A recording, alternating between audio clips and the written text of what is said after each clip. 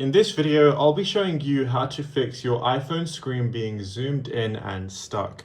It's a very simple method, so if you find this video helpful, be sure to drop a like and subscribe.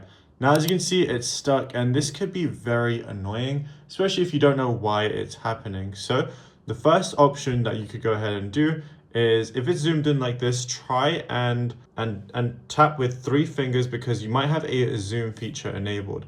Now, if you do have that feature enabled, what you want to do is go over to your settings application, and then once you're in settings, go over to accessibility, like so, and then you want to go to the zoom option and then go ahead and turn that off.